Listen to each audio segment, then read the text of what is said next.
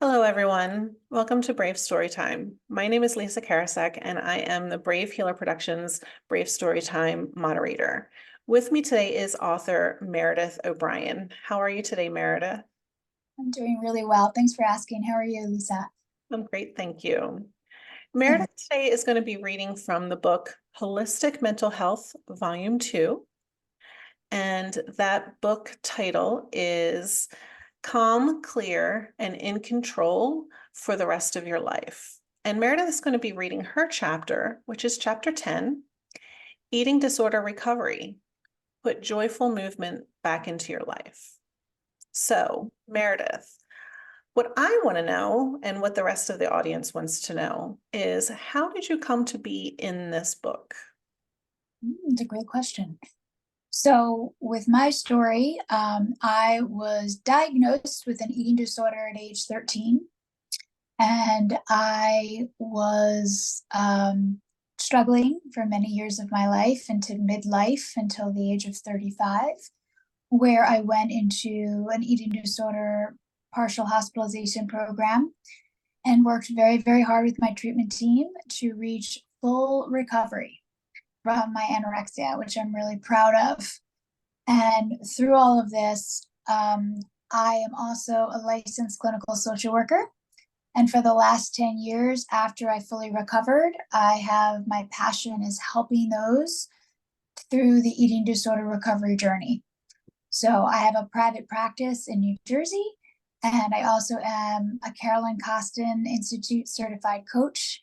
And I help people, on their journeys, because I've been there and I know how hard it is, but also how amazing it can be when we're able to continue to just push forward in recovery. So when I thought about this chapter, for me, I unfortunately had a very kind of destructive relationship with movement. And during my recovery, I stopped moving for a long period of time. And then when I finally started getting ready to say, okay, I'm ready to put movement back into my life in a healthy, compassionate way, I started doing something called joyful movement, and I started reading about it. And that's why this chapter came to be. I love that. Great Yes. story. Thank you. Why did you want to write your chapter? I wanted to write my chapter to let people know that creating joyful movement with your body in recovery and after recovery is possible. I think it goes hand in hand because sometimes there is such an extreme thinking with an eating disorder, as well as sometimes with an exercise compulsion. But what we try and do in recovery is reach kind of that middle path, that sage brain, that wise mind brain, and then we're able to place it into our movement and our activity. And it could be one of joy and exploration and excitement and connection. And it doesn't have to be about hurting your body or punishing your body or controlling yourself in some way. And so I had such a beautiful transformation with it that I wanted to put it out into the world so other people know that it's possible. Again, I love that. Thank you. What a Yeah, beautiful gift. yes, it is. It is.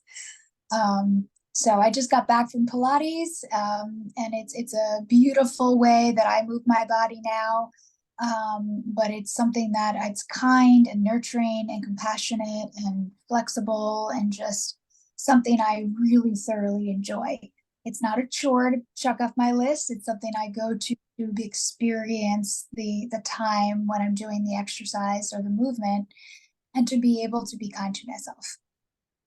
I love that. Mhm. Beautiful. Uh, So you, your story is part of your journey. it is. I love that. How did it feel then, writing the chapter?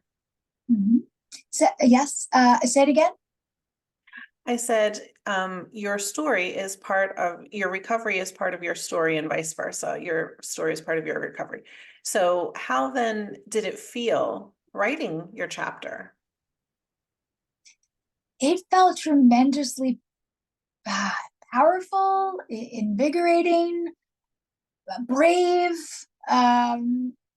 amazing, because I think as I read my chapter that, I talk about my past relationship with, I used to call exercise, now I call joyful movement, and how it had such a hold on my life and it was so abusive and self-destructive.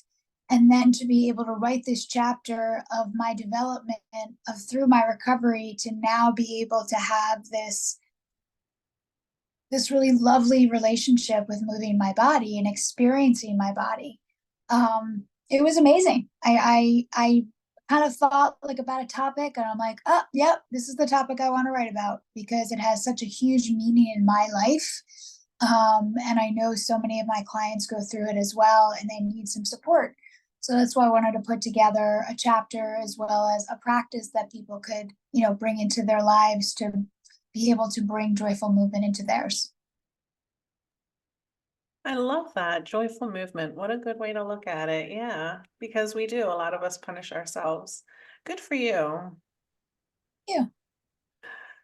All righty. Well, Meredith, if you are in fact ready, we would love to hear you read your chapter to us. Are you ready? I am absolutely ready. Okay, good. Great. Take it away. Yes. Chapter 10, Eating Disorder Recovery. Put joyful movement back into your life. And I said to my body softly, I want to be your friend. It took a long breath and replied, I have been waiting my whole life for this. And that's a quote by Naria Wahid. I stir slightly, ruffling my pink flannel blanket closer to my chin to keep out the cool air as the morning dawns. My brain instantly clicks on like a coffee maker. I squeeze my eyes forcefully, praying I'll fall back asleep. I'm not ready. I'm not ready for the ruminating thoughts to shoot recklessly from my mind like a machine gun. I'm not ready for my brain to be stuck in fight or flight mode, scanning the room obsessively for potential imagined threats. It often feels like I'm in a war zone, and I'm not able to surrender until everything is crossed off my to-do list. Until I do everything my eating disorder makes me do perfectly. You need to get up this instant. If you get up right now, you can do the right number of minutes on the treadmill before work. I slid out of bed, noticing my reflection in my bedroom mirror. You're a piece of fat crap, and you do not deserve to take space up in this world. I throw on a sports bra, shorts, t-shirt, and running sneakers that I newly purchase every 3 months, my obsessiveness attaching to the round number. I pass the kitchen on the way to the treadmill. You're not allowed to put one morsel of food into your mouth until you finish the allotted number of minutes. I straddle the machine. I chaotically put on my headphones. The sound of the moving ramp allows my body to relax momentarily, the illusion of control encapsulating me. I know that if I complete enough exercise, I will then be okay. I feel the jiggle of skin on my thighs. Now you need to work out 2 times a day. If not, you are worthless, and no one will love you. My story. I struggled with an eating disorder for over 25 years. I was diagnosed with anorexia as a teenager, and I had no idea that my restriction was a way to find control in my life. Or when I counted the carrot sticks or unsalted pretzels that I put into my mouth, the world felt less scary. My eating disorder rather quickly became my safe place, where no one could hurt me. I was raped at age 14, and my life turned into a black hole. However, looking back, my perfectionistic tendencies started long before. The restriction gave me an illusion of power, and it wasn't long before my relationship with exercise became just as toxic as my relationship with food. counting the minutes, increasing the distance, pushing the intensity. I feel like I could not breathe until sweat covered my face. I compulsively exercised, not knowing what was enough. My eating disorder told me I wasn't good enough to stop. So I always did more. More laps, more miles, more sit-ups, more leg lifts. I didn't deserve to stop. I didn't even know how to stop. Not knowing that exercise morphed into a disassociative activity for me, I never listened to my body. God forbid I take a sick day. Exercise was not enjoyable, only compulsive, neurotic. It was an order I had to comply with, not considering how I felt, if I was injured, or what other priorities I had in my life. I ran before school. Then I attended sports after school. Then ran more. I spent more time at the campus gym in college than at my library, even though I made dean's lists each semester. The first thing I did when I moved during my adult life was to get a gym membership. The proximity to a gym was more important than the neighborhood. Mare, please for me, it's Christmas just today, my mom begs. I half smile as my jaw clenches tightly. The dissonance of pleasing my mother and my eating disorder self rings in my ear. How dare she ask me not to work out today of all days? I need some type of control, but I also want to make my mom happy too. I jump on the treadmill and run for hours, showing up late to our holiday family party with my hair wet and an apple in my purse. My daily exercise was permanently etched into my planner, which I took everywhere. It showed my uniqueness, my ability to never give up and to always do more. It proved that I was worthy. My relationship with exercise was extreme, fraught with shame and anxiety. To be honest, it was a form of punishment, abuse, and torture. It was a form of deep-seated control. If I completed what my eating disorder self told me to do, then my anxiety slowly dissipated. Then I was able to find order in my chaotic world. It was only after multiple hours of sweating and jumping, running, swimming, stepping, or dancing that my eating disorder self would slowly, subtly slow down. And eventually my body stopped with exhaustion. Each day was consumed with my exercise schedule and how I could push my body past its limits. Each morning, my sore, malnourished body dutifully listened to my eating disorder like a robot. Each day I wrote the type of exercise and the amount down in my planner, logging in over thousands of entries without skipping one day. And then I got sick and tired of being sick and tired. Something jolted inside of me, and I knew I wanted a different life. My recovery took many twists and turns. Pain and distress hit me dead in the face. Wonder and pleasure ensued. Instead of hurting my body, what if I treated it with compassion? What is joyful movement? Joyful movement is moving our bodies in a way that feels good physically and mentally. It is a way of approaching physical activity that focuses on pleasure, choice, and the right to rest. It's listening to our bodies as we create a safe and enhancing relationship with movement. Joyful movement focuses on pleasure. It emphasizes physical and mental health, mindfulness, and embodiment. In this type of movement, we honor our bodies, perhaps improving functionality, flexibility, mental clarity, and wellness. It is not punishing. It is not a moral obligation to cross off your to-do list. It does not value one form of movement over the other. so movement is morally equal. Wait, so I can let go of judgment? For some, playing frisbee on the beach with friends is joyful and restorative. For some, hiking in nature is a place to clear their heads. For some, doing gentle stretches like watching the sunrise, bringing tremendous joy and delight. Some like to engage in group activities, play sports they enjoyed as a child, or it's a time for a solitary connection. For people who've had a fraught and a self-destructive relationship with exercise, one based on punishment, control, and pain, and for those who struggle with compulsive exercise, heart of joyful movement may be taking a break. Yes, taking a break.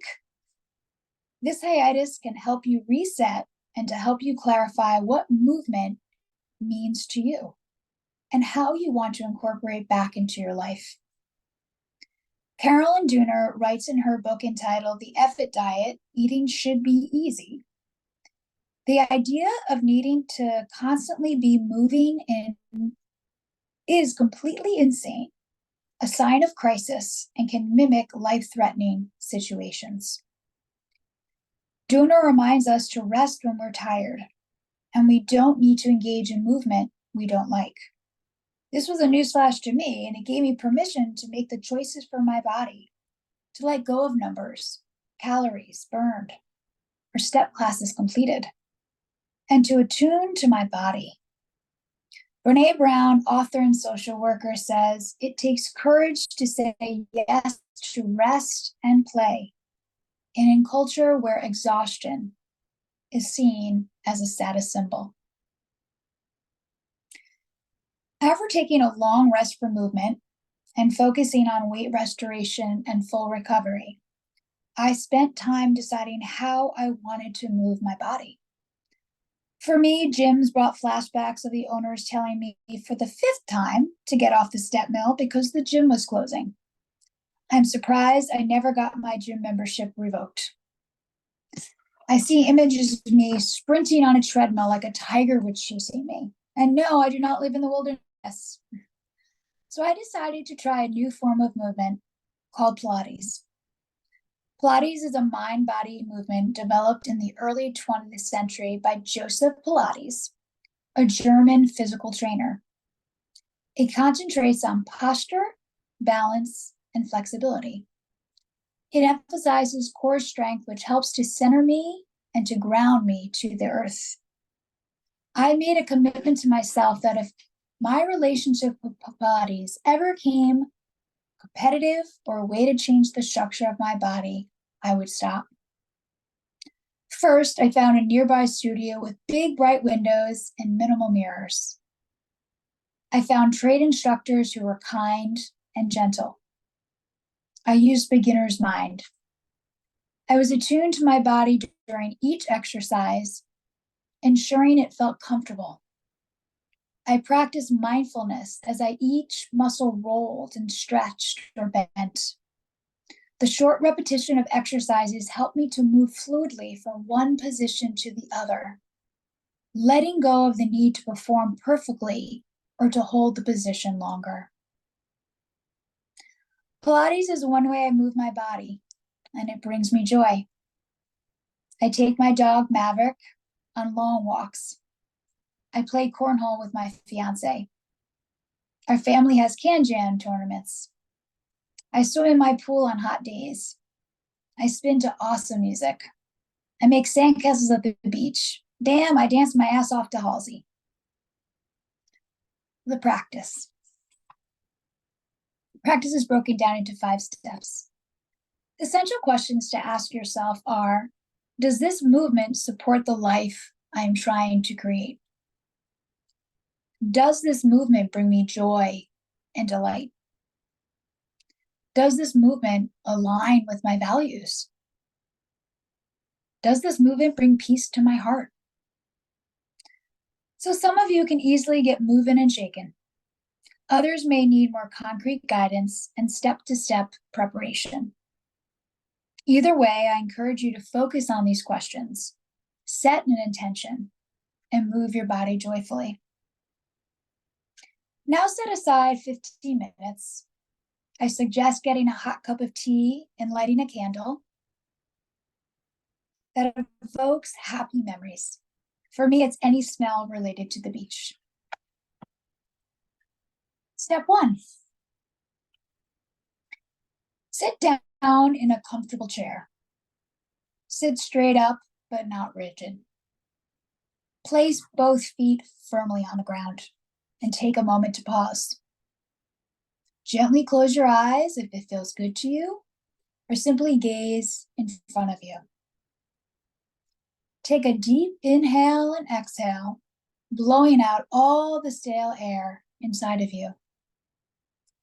For some of you, this may be the first time you're checking in with yourself today, so praise yourself for taking this time just for you. Now notice any tension in your body. Breathe through the tension. Perhaps your shoulders are willing to fall gently. Perhaps the soles of your feet can loosen. Notice any subtle shifts in your body, noticing that you're grounded into the chair and into the earth. Now start to imagine the last time you moved your body in a way that created joy.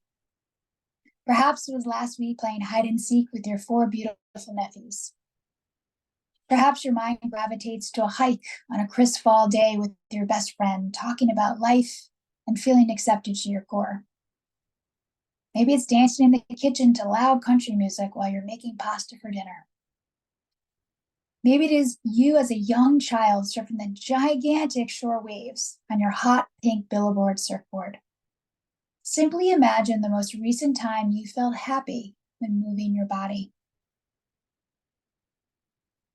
Now let's bring the image to life in your mind. Where are you? Who are you with? What is the weather like? What sounds do you hear?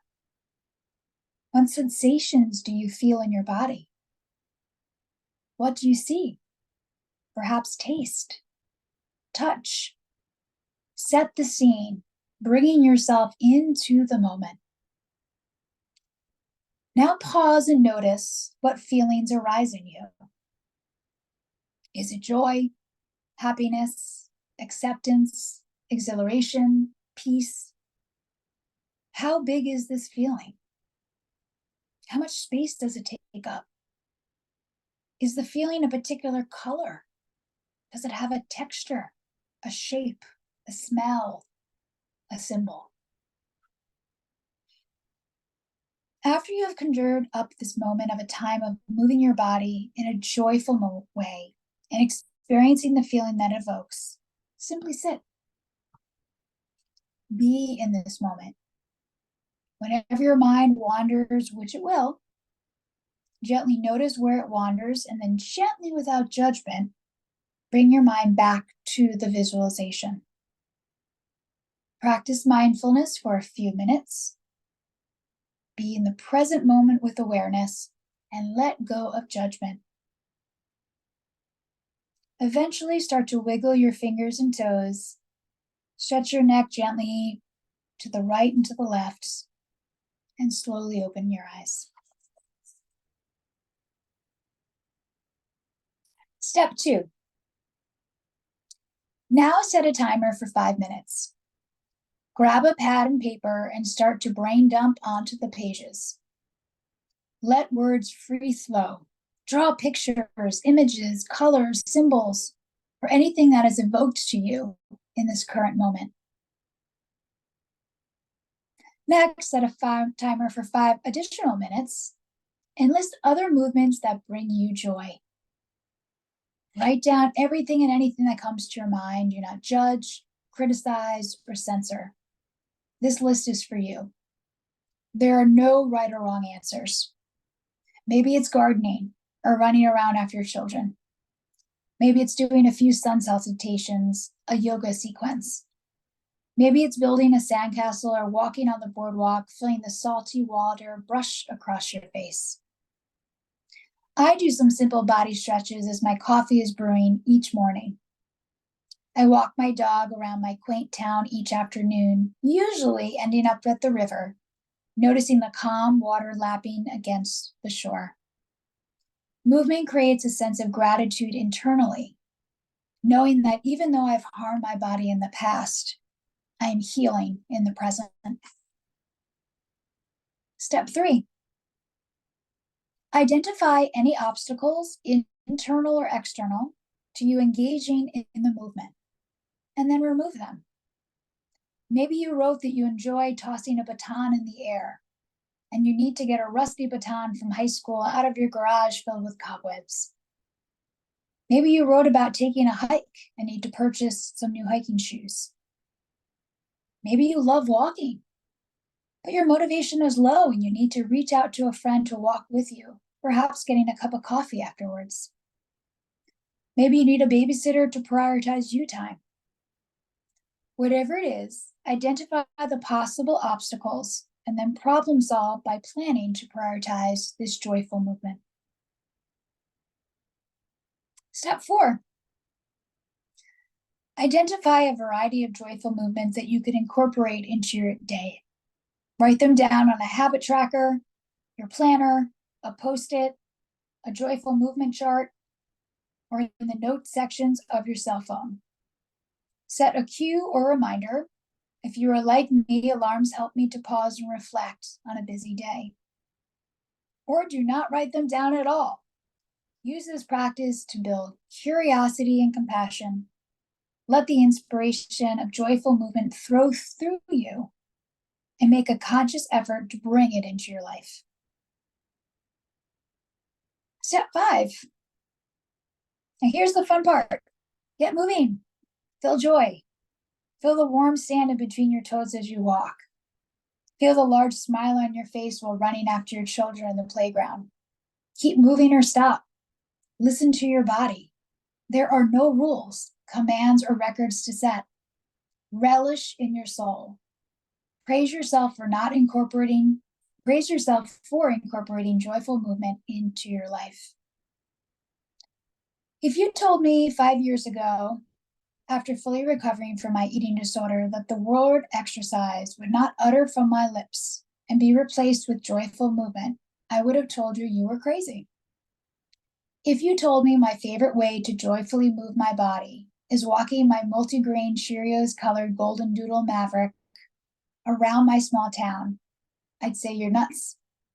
But it's my reality. With years of hard work in recovery, listening to my body, and starting to be a friend to myself, I move for joy. I move to fill my soul. Now I find pleasure in slowly walking to the end of my block with Maverick by my side.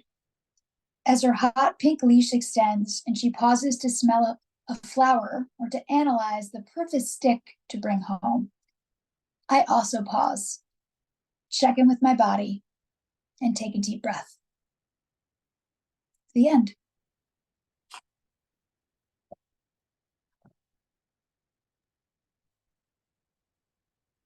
Thank you so much for that, Meredith. That was wonderful. What a good story. What a journey. Thank you for sharing. Thank you so much. Yeah, it means a lot to me, and for me, it's also an opportunity to give other people who are struggling hope, that with the right tools and with the right motivation, you're able to move forward and really have an incredibly joyful filled relationship with movement. I love that. I Mm-hmm. love that. Just now, how did that feel to read your chapter? I feel so happy. I was smiling. It's on I your my face, yeah. felt happy.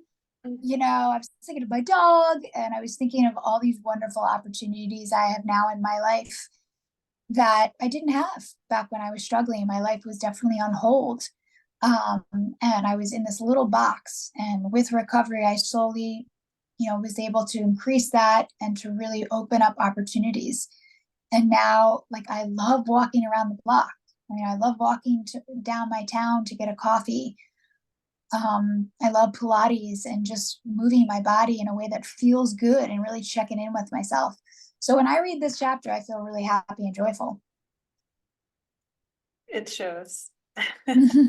Yeah. Wonderful. Yeah.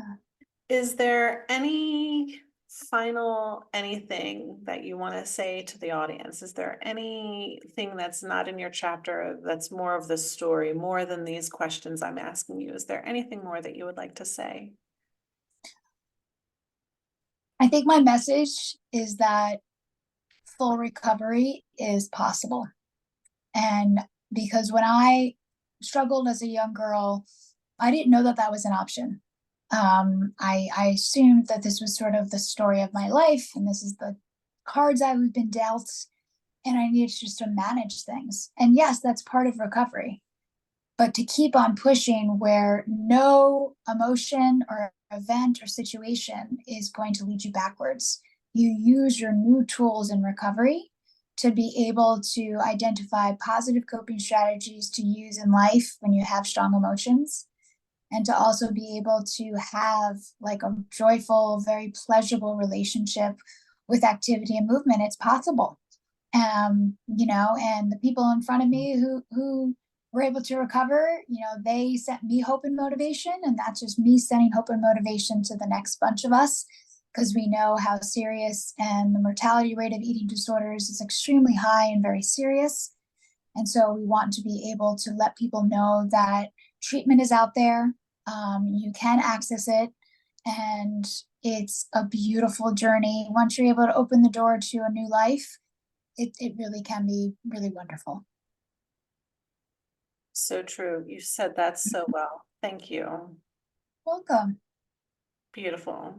Anything that you would like to offer? Do you have any offerings happening right now? Anything that you would like to?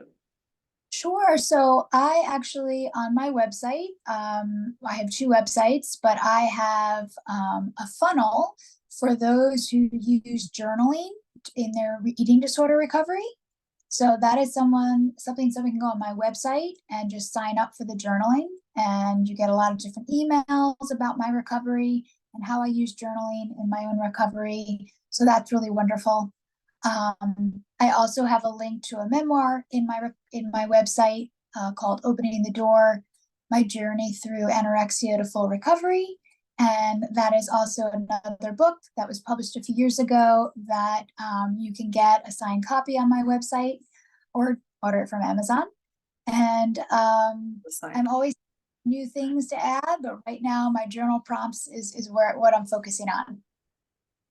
Beautiful. And don't worry, everyone, in the notes below the video, in the YouTube notes here, all of Meredith's information, her websites, all of her links, every way to contact her, see her, know where she is at all times. Everything is in the notes here with us. So just go to refer to the notes below and you're all set. Awesome. Thank you so much, Meredith. You're welcome. It was lovely to today and read my chapter. Yeah, it's a really good chapter and I love your practices. Very good, very good. I'm going to be like, I mean, we just should all be doing them all anyway, but yeah, very, very well done. Very well said. Thank you so much. You're welcome. Thanks for having me. Thank you. So everyone, thank you for once again joining us for Brave Story Time and joining us today with Meredith O'Brien. And we'll see you next time. Enjoy.